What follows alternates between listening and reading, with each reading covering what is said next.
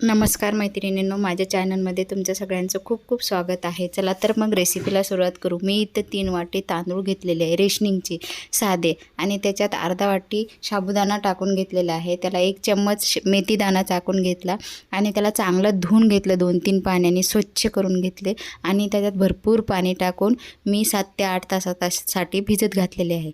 इकडं मी 1 वाटी उडदाची डाळ घेतली, त्याला चांगलं धुवून घेणार आहे 2-3 पाण्याने, आणि त्याच्यात भरपूर असं पाणी टाकून मी त्याला पण 7 ते 8 तासासाठी भिजत घातलेले आहे।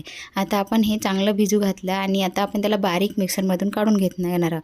त्यामध्ये मी 1 वाटी पोहे घेऊन चांगले धुवून त्यात पाणी टाकून भिजत ठेवलेले आहे। तोपर्यंत मी सगळं जे मिश्रण मी भिजत घातले होते ते मिक्सरमधून काढून घेणार आहे आणि एकदम बारीक क्रीमी काढून घ्यायचं।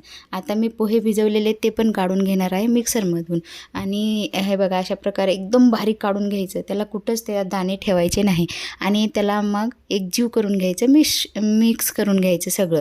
आणि आता याला एकदम जाळी येण्यासाठी, याच्यापेक्षा पण छान जाळी येण्यासाठी आपण एक पदार्थ टाकणार आहे त्यामध्ये, मुरमुरे आपण कोरडेच घेणार आहे, त्यात पाणी टाकायचे नाही, त्याची पावडर तयार करून घ्यायची मिक्सरमधून। मी आता मिक्सरमध्ये हे मुरमुरे टाकून घेतलेले, साधे आपले चिवड्याचे मुरमुरे, त्याची बारीक पेस्ट नाही पावडर तयार करून घेतली आणि ती वाटीमध्ये काढून घेतली। आता मला एका टायमाला जेवढं बॅटर लागते तेवढं मी काढून घेतलं एका भांड्यामध्ये, आणि त्या बॅटरमध्ये 2 ते 3 चमचे मी मुरमुऱ्याची पावडर टाकून घेतली आणि त्याला ढवळून घेतलं चांगलं। थोडंसं लागलं तर पाणी टाकायचं, नाही लागलं तर तसंच ठेवायचं, कारण मी लोणी स्पंज करणार आहे, स्पंज डोसा। तो एकदम जाडसरच असतो, थोडंसं जाडच असतो, म्हणून त्यासाठी बॅटर थोडंसं घट्टच लागते। आणि त्यात मीठ टाकून घेतलं चवीपुरतं।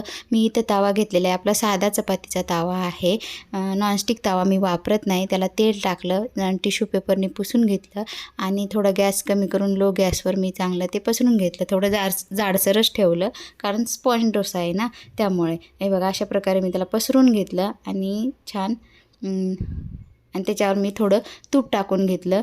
तूप हे ऑप्शनल आहे, बटर्स तूप, पण लोणी स्पंज म्हणल्यावर लोणी टाकलंच पाहिजे, पण मी इथं तूप टाकलेलं आहे, थोडं जास्त टाकलं काठांनी पण हे तूप नाही टाकलं तरी ते सहज निघतो, कारण बॅटर एवढं छान झालं आहे, परफेक्ट झालेलं आहे। त्याला आता मी पलटून घेणार आहे।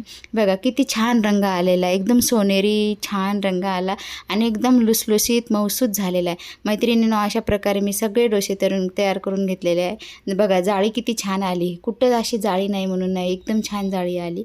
माझा व्हिडिओ आवडला तर तुम्ही लाईक, शेअर, सबस्क्राईब करा, आणि तुम्ही पण अशा प्रकारे डोसा करून बघा, तुमचा कसा झाला मला हे कमेंटमध्ये सांगा, आणि भेटू पुढच्या व्हिडिओमध्ये।